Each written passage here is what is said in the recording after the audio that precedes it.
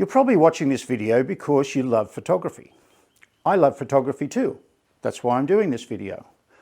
Photography is something that's really rewarding for all of us, but it needs to be fun. It gets to a stage sometimes where it's a bit of a chore and you're finding it hard, you're finding it difficult. But get back to the fun part of photography as much as you possibly can. I do that by keeping things easy.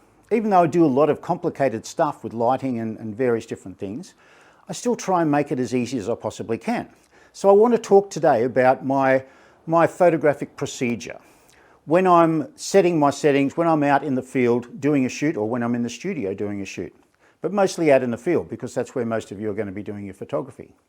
To keep it simple, I know we've got three elements that we generally use to control our exposure. We've got ISO, aperture and shutter speed. I try and keep it simple by locking in two of those so that I just need to adjust one. And it, depending on the situation that I'm in, will depend on which two I lock in and which one is the variable one. So most often I will set my ISO and leave it there for the whole shoot. So if I'm out at a park, I'll arrive in my car, it's a bright sunny day, I might set an ISO of 200 and I leave it there for the whole shoot.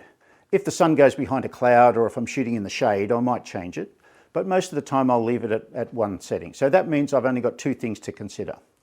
My shutter speed, because I shoot mostly with flash, 95% of everything I shoot is flash, I'm restricted with my shutter speed, how fast I can go. So I generally set a shutter speed of about 1/160, so 1/160th of a second, which means it's below my flash synchronization speed on my camera, so I don't have any problem with my flash synchronization.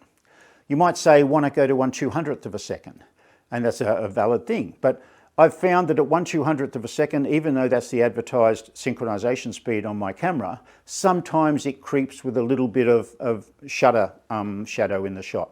So I'd much prefer to shoot at a setting below that, just so I can be sure that I'm going to get my whole image exposed correctly.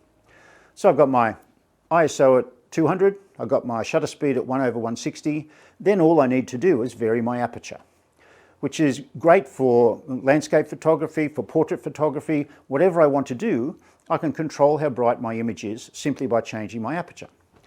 Because I work with flash, my aperture will vary the effective power of my flash as well. So the basic procedure with shooting with flash, and we're going to do another video or videos on this topic, is that my camera settings will determine my background. So my aperture, my shutter speed, my ISO will determine my background.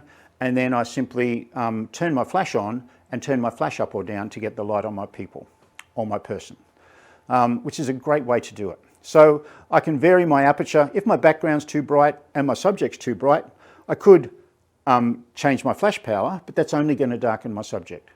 I need to darken my background as well. So dropping my aperture down does that.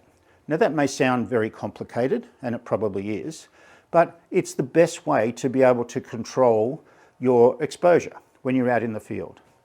Now there'll be people screaming saying, oh, what about the depth of field? How can I minimize my depth of field and everything?